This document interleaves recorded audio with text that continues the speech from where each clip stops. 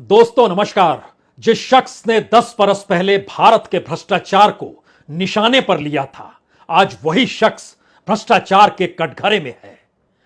जिस शख्स ने 10 बरस पहले यह मुनादी की थी कि इस देश के भीतर जो भी भ्रष्टाचारी होगा उसके खिलाफ 6 महीने के भीतर कार्रवाई की जाएगी, 10 बरस के बाद उसी नेता के खिलाफ सीबीआई कार्रवाई करने को तैयार है।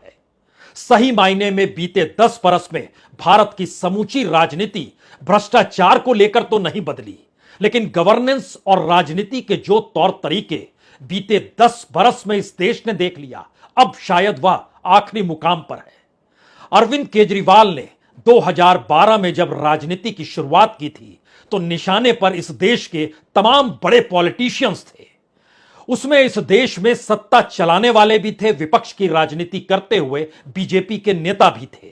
यानी क्या कांग्रेस और क्या बीजेपी, बकायदा नेताओं के नाम आवाज देकर मंच से बोले जाते थे और उसके बाद लिस्ट सुनाई जाती थी। उस फेरिस्त में इस देश की जनता तालियां बजलाती थी। उसे यह महसूस होता था इस देश के भीतर में करप्शन अब तो खत्म होगा। लेकिन 10 बरस के बाद देखिए किस तरीके से चक्का घूमा और राजनीतिक सियासत को साधते हुए मौजूदा राजनीतिक सत्ता ने ही अरविंद केजरीवाल को करप्शन के कटघरे में लाकर खड़ा कर दिया। और ऐसे वक्त किया जब इस देश की राजनीति में सत्ता के निशाने पर समूचा विपक्ष है। उस विपक्ष में कोई एक राजनीतिक दल या एक राजनीतिक दल का नेता नहीं है।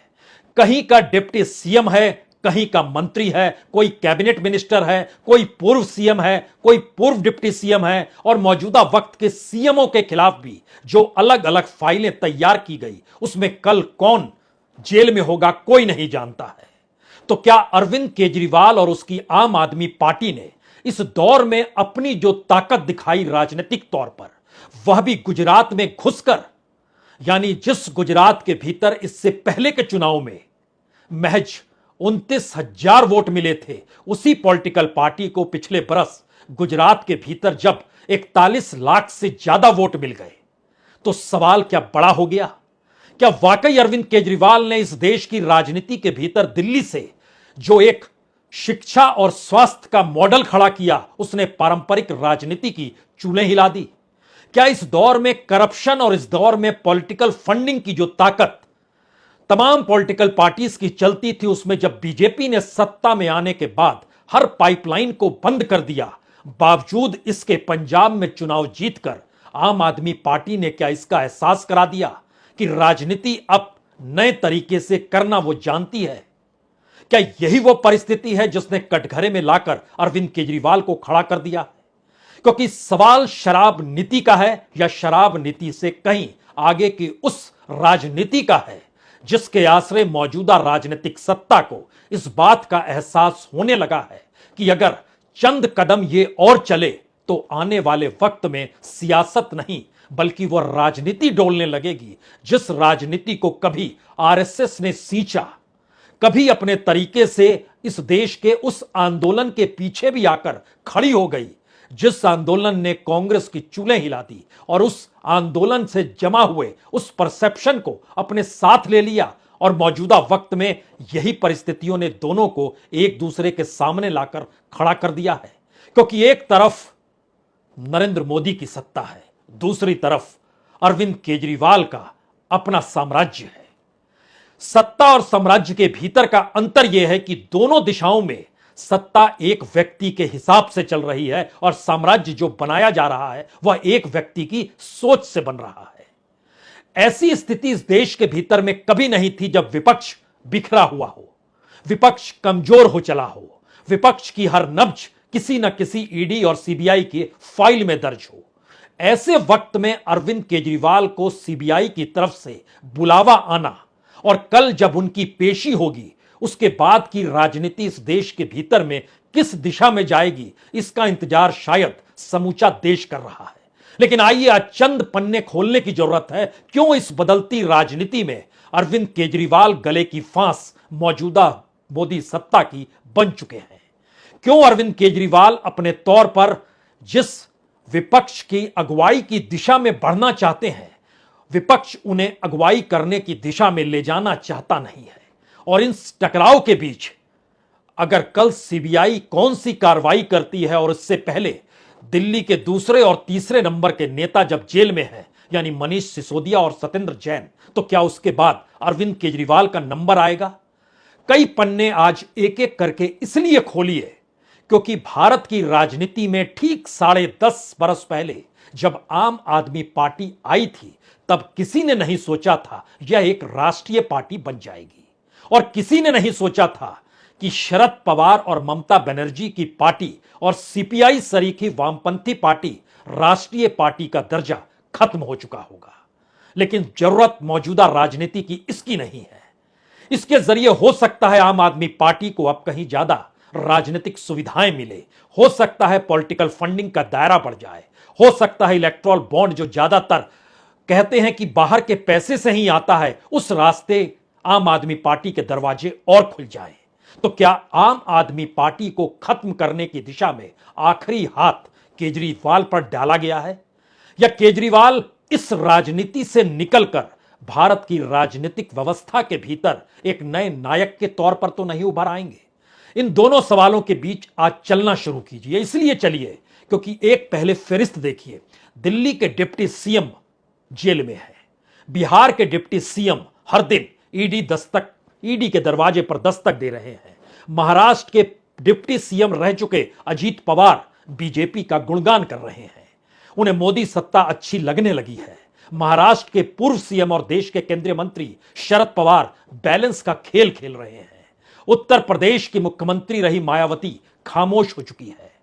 मुख्यमंत्री रहे अखिलेश यादव भी बैलेंस भरी जुबान से कुछ कहना तो चाहते हैं, लेकिन बार बार गले की फांस कहीं उनके अतीत को लेकर सामने खड़ी तो नहीं हो जाती है।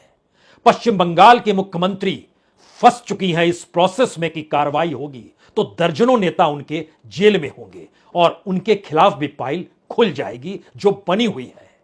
तेलंगाना के मुख्यमंत्री की बेटी जो विधायक, उनके खिलाफ भी फाइल खुली है, उन्हें भी दस्तक देनी पड़ती है ईडी और सीबीआई के दफ्तरों में। झारखंड के मुख्यमंत्री कभी भी जेल जा सकते हैं, एक आदेश भर की जरूरत है जो चुनाव आयोग ने अपने पास दबा के रखा है। छत्तीसगढ़ के मुख्यमंत्री के तमाम इर्द गिर्द के नौकरशाह और तमाम नौकरशाह के साथ जो पॉलिटिशियन है वह घेरे में लिए जा चुके हैं। राजस्थान के मुख्यमंत्री के भाई की फाइल ईडी के पास तैयार है, जिस दिन इच्छा होगी मूव कर जाएंगे। और इन परिस्थितियों के बीच अरविंद केजरीवाल दिल्ली के मुख्यमंत्री को सीबीआई दफ्तर के सामने दस्तक देनी है। तो क्या सीबीआई उन्हें बख्श देगी? जिन सवालों का जवाब चाहिए उन सवालों के जवाब को खारिज करते हुए अरविंद केजरीवाल आज फिर मीडिया के सामने आए। कहते कहते यहां तक कह गए कि अगर मैं भ्रष्ट हूं तो फिर दुनिया में दूसरा कोई भी ईमानदार नहीं है। और इसके साथ उन्होंने कहा जिस 14 फोन को नष्ट करने का आरोप, तोड़ने का आरोप उनके डिप्टी सीएम मनीष सिसोदिया पर लगा, उसमें अगर सीजर रिपोर्ट देखिए तो ईडी के पास तो 4 फोन है ही, एक फोन सीबीआई के पास है और बाकी के जो 9 फोन हैं वह तो अलग अलग कार्यकर्ताओं और कैडर के पास काम कर रहे हैं, सभी एक्टिव हैं। नष्ट किसने किया है?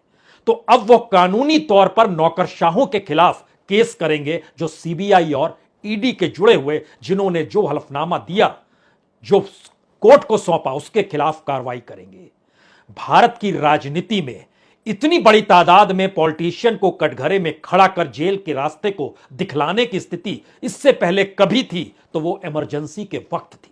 लेकिन तब इमरजेंसी लगी थी और तब सत्ता ने कहा था कि आपके सारे अधिकार छीन लिए गए, राजनीति करने की इजाजत नहीं। मौजूदा वक्त में ऐसा कुछ भी नहीं कहा गया है। तो आइए एक एक पन्ने आम आदमी पार्टी के इसलिए खोलिए क्योंकि वह कौन सी स्थिति है जो इस देश की मौजूदा मोदी सत्ता को डरा रही है। किसी भी राज्य में ऐसा कोई मॉडल नहीं है जो एजुकेशन और हेल्थ को लेकर दिल्ली में खड़ा किया गया।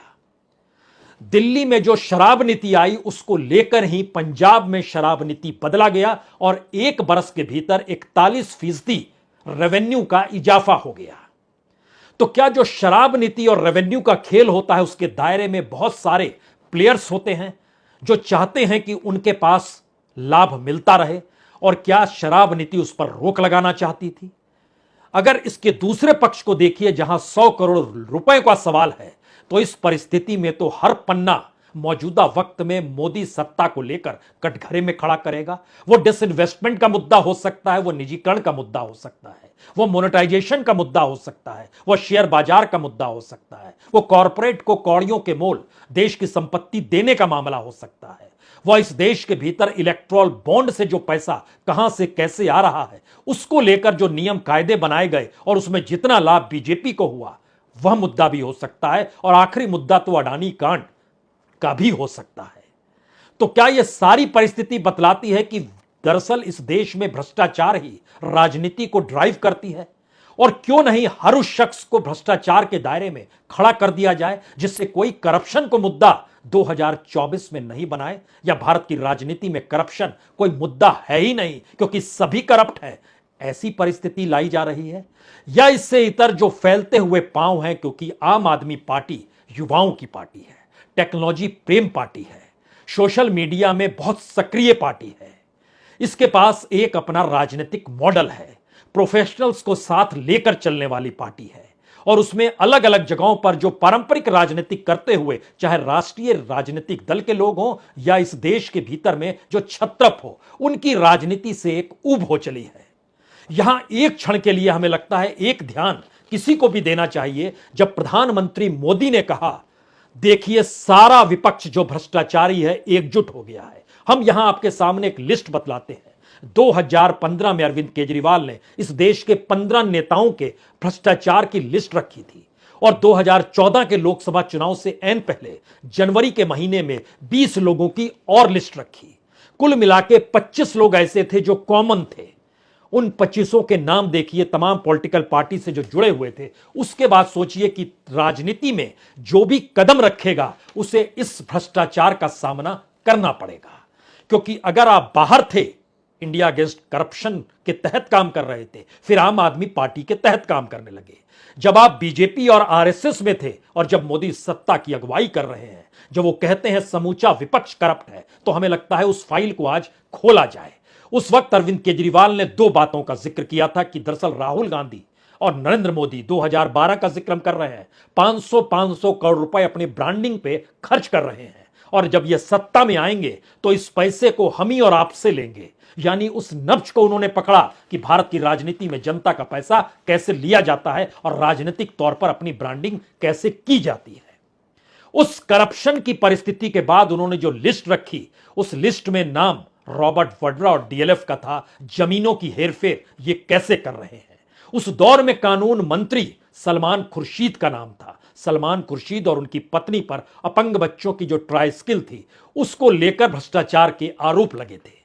मीडिया के एक रिपोर्टर ने यह रिपोर्ट फाइल की थी और हंगामा मच गया था इस देश के भीतर में।